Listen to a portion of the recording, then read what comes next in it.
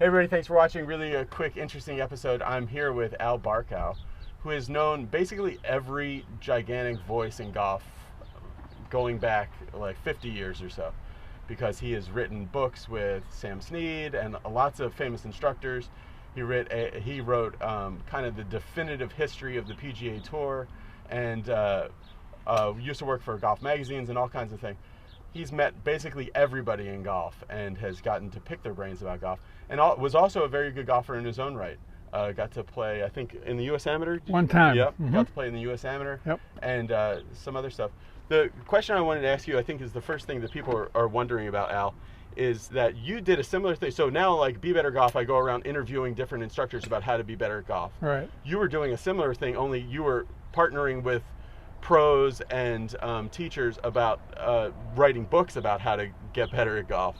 What do you think were some of the unifying factors that you kept seeing pros trying to communicate people about how people can get better and play better golf?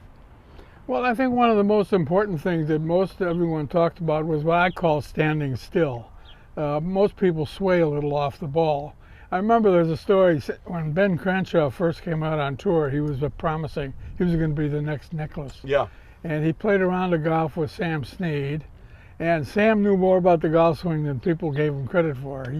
He was very smart. Mm-hmm. And I remember Joanne Carter said, and she was a great woman golfer, as you know, and Joanne said Sam could fix her in 5 minutes. Okay. He really knew the swing. Because when people think of Sam Snead, sometimes they think like, oh, he's just a natural freak athlete, right. And like, you know. And he used to say, no, well, he really knew what he's doing. I hit a million balls. You got to know something about it. Right. That was his way. Yeah. And but he mentioned Crenshaw. He said, son, if you keep moving off the ball like that, you aren't going to be here very long. Okay. Yeah. And I asked Ben about that some years later. I said, did Sam really say that? He said, yeah, he did. And so Sam, I remember asking Byron Nelson about Sam's swing. He said he just turned. Yeah. There was no swing back of the arms. He just turned his hips and everything went with it. Stayed in place. And he was, Hogan stayed on the left side. And you know, a lot of people mistook what was that thing they called? Stack and tilt. Stack and tilt. Yeah, they made a mistake. The guys that, you know, they were doing anything they could to get something different out. Okay. And they saw pictures of Hogan where he was, I know the pictures because they were in the pro shop. Neoporti had him at Wing Foot. Pictures of Hogan's swing. Mm-hmm. And from the back, and he looked like he was tilting left. All he was doing was staying on the left side. Okay. He didn't move back so much. And so they mistook that and said it was stack and tilt and all that stuff. Okay. Which I think, I can't think of the name of it. Square to square? Square to square. Yeah. It hurt a lot of golfers. Yeah, a lot of people got injured from that. So when you would hang out with Sam Snead, and what was like the first go-to thing that Sam Snead would do with people with their golf swings? Like I know every teacher there was always like Sam didn't teach much. Okay. No, Sam would only teach good golfers. Okay. And he wouldn't give them a lot of time. And if you saw you didn't have any chance, you know, if you were just an ordinary swing, he wouldn't bother with it. Not interested. Yeah, he was like Sam in terms of like the racial thing that happened in golf. You know, they wouldn't let blacks play for many years. Sam didn't care about that. He was from Virginia, West Virginia. Sure. And one expected him to be, anti-black like most people there at the time. And Sam said he didn't care. He said, if the guy can play, let him out here. Yeah, right. That was the important thing. Yeah. If he can play, he's here. Mm-hmm. And that was all that Sam. Hogan was quite the opposite. When Charlie Sifford and Bill Spiller in particular, Spiller was the guy who really broke the ice to make the change. And Spiller was in the clubhouse or in the locker room at Tam O'Shanter, where I grew up in Chicago, Tam O'Shanter Country Club. And they had the two great tournaments. And Hogan played in them occasionally. He thought it was circus and didn't like them, but he came and played and won once. But he came in the locker room, and if Bill Spiller, who was a black player, was in the locker room, Hogan would change his shoes in his car. Yeah. And those guys, you know, they never spoke out in that way. Anyway, and you want to talk about instruction. Yeah. I had a wonderful idea once. I said, if there was just one thing a teacher would give to a golfer, besides all the theory and all the technique and the swing arcs and all that, he said, what would it be? And I asked Paul Runyon, who was a brilliant guy, a wonderful golfer himself, small like a jockey. He was only bigger than a jockey, and but a wonderful teacher, very smart. And I said, Paul, what would be the one thing? He said, see the ball being hit. As simple as that. Okay. In other words, keep your head still. Yeah, right. Which is the most common instruction there is. Yeah. But that's the way he put it, and I thought that was beautiful. Yeah, that's very good. And George Lowe, who he was a great putting master. I did his book with him, and I asked George, and he said, keep your weight on your left side. Okay. So you don't move. He taught Palmer how to putt a lot. Palmer gave him credit when Palmer won his second Masters. He gave the credit to George because he helped him on his putting. And Palmer, if you remember, people see the pictures, his knees were kind of crimped in together. Yeah. And that's he got that. That was his way of standing still and not moving. Yeah, you better keep your balance. Yeah, just right. like that. So I thought that was always fascinating. Then of course there was Hogan's secret, and everybody. I was a young guy at the time, and everybody would rush out to the range to watch Hogan hit balls. Yeah. Everybody wanted to watch Hogan hit balls, and everyone. So his secret came out. It was in 1953. Yeah, in Life magazine. He got 25,000, which was a lot of money in those days, and. His secret, he said, was some gimmicky pronation. He cups his wrist and all that. Yeah. And all the pros read that. They said, "Oh, come on, Ben, give me a break." And I once asked Demerit, Jimmy Demerit was a good friend. Yeah. Well, one of the few friends Hogan really had out there. But Demerit wasn't a technique guy. He had big arms like this and hands, and he was a great player. Yeah. And I asked Jimmy, I said, what was Hogan's secret? He said, oh, secret. He just dropped it in there. Yeah. And that's really what Hogan did. He was flat swing, and he got it right in tight with his right elbow and in close to the ball. Yeah. And that was that. Yeah. Sam made, like Nelson said, Sam just turned. There was no movement at all. And Sam was a great athlete, and he was a sizable guy. He wasn't really big, but he was strong and a wonderful athlete. Yeah. And he could do it. But the thing about Sam, and I thought this was fascinating, and I got this while I was sitting with Julius Boros, who was a beautiful golfer himself and very smart. And we're watching Sam hit balls. It was before the filming of a match between Julius and Sam in Atlanta for the Shell's Wonderful World of Golf, which I worked on. Which you were involved in. You did a lot. I was a writer. I was a writer on for that? I was a writer on the show. Just really quick, Al was walking the fairways with Hogan and Snead. Yeah. The match that everybody's seen. Yeah. Al was there in person walking the fairways. The famous match where Ben Hogan hit every fairway. Every fairway and every green, right. Al was there, like being the roving reporter. Yeah, well, my job was to. What was Sam's reaction after he lost that match?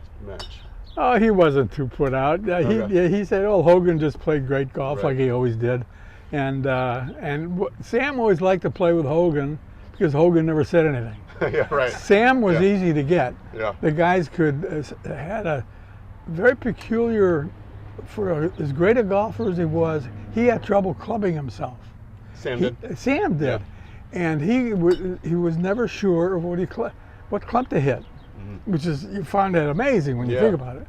But and I got this from, I'm playing a practice round with Boris and Sam the day before the match, and I'm just hitting balls and getting out of the way because nobody's there. There's a crowd. Right. They're not out to see me.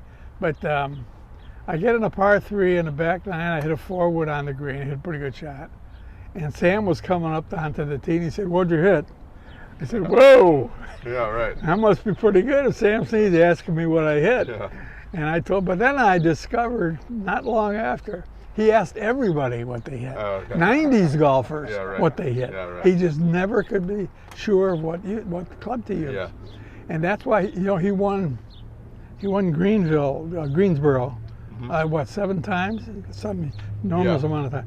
That was always the week before he was ready to go home to see his mother. He loved his mother very much, very closely. Yeah.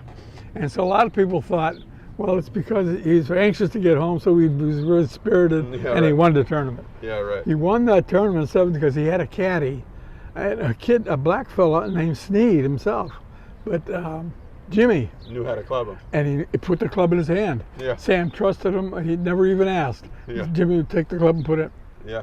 and he would hit it, and he won 7 times in Greensboro. And This is before people were using yardages, really.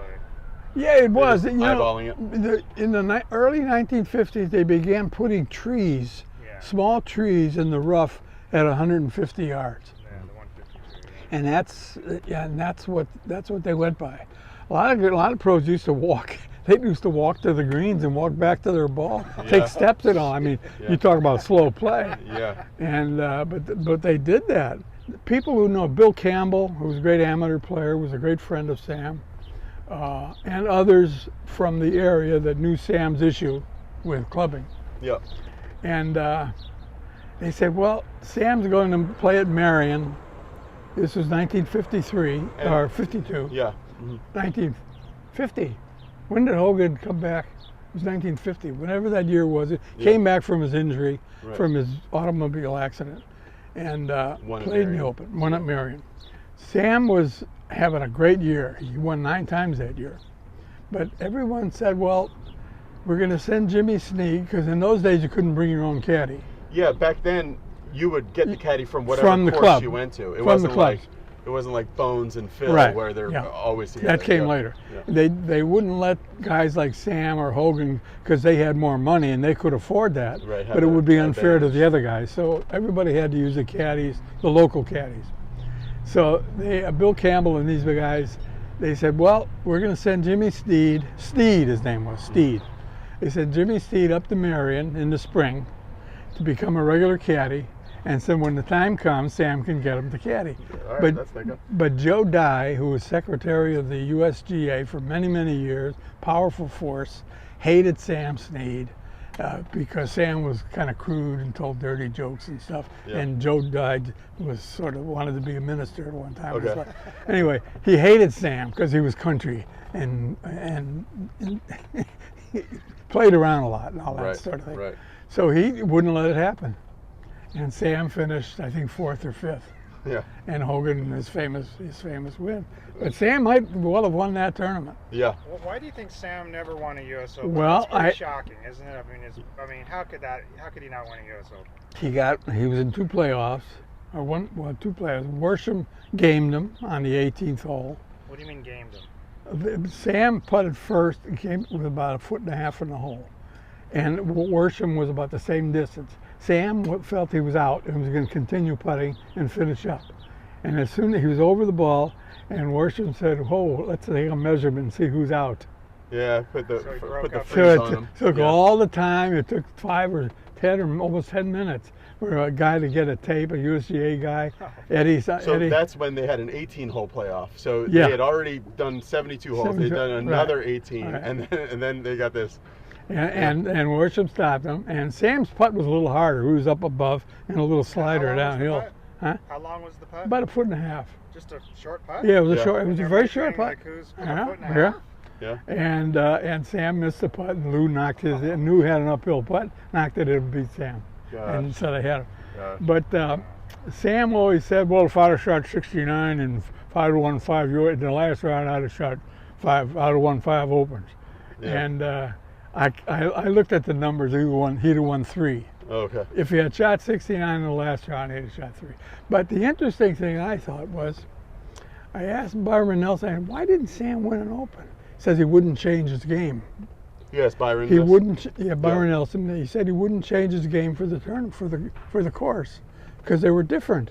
The courses for the Open in those days, and especially, if you had one look at it, you knew it was the U.S. Open, Yeah. because the fairways were like this, Narrow. and the rough was up here, and you could see that's going to be the Open. Yeah. And Sam wouldn't change his game. He said, well, Bobby Rosberg had the same conversation with him. He said, Sam, why don't, and he said, well, I don't want to, if I can win all those tournaments with my regular game, why can't I win the Open? Yeah. He just wouldn't, he wouldn't lay up, hit a 4-wood where Hogan would hit a forward to the corner. Right. Sam would take a driver and try and beat it over the corner. Yeah. And stuff like that. And that's so he was always behind, you know. And I think he also felt the effects of having blown the Open in 1937. And Sam, and he made a point about that. He said if there were scoreboards like they have now up, and he knew where he stood, he might not have tried to play a fairway wood out of the deep grass on the last hole. But he thought he needed a birdie. He wasn't sure. And he played this 4-wood, and it had a tough lie, put it in the bunker, then all hell broke loose. And he So he had scar tissue ever since then? I think he did, to some extent, yeah. And he was always very sensitive. People always ask him, why don't you win the Open? And he, you know, there are a lot of people in golf at the time, and they wouldn't give Sam the credit they gave Hogan and Nelson and those guys because he didn't win the U.S. Open, which I think was very wrong. And I think it still is. He was a great, great player. He really. He still has the record for most tour wins. Or well, he's tied. Tiger's one short, I think. Oh, okay. So or 82 is the record. Yeah. Mike, Sam, is Tiger tied with that, or? Yeah, but they did a big special. He's tied with it. Actually, Tiger's record is better because a lot of the tournaments that Sam was credited with were small events. Okay. You know, small fields and not very good courses. Like pumped up pro-ams almost. Yeah, and a lot of them were tournaments at his home course in Virginia. Well, he wasn't in charge of that. He just he won the ones that was in he front just of him, won right? what he won. Yeah, right. And everybody knew he was a great player.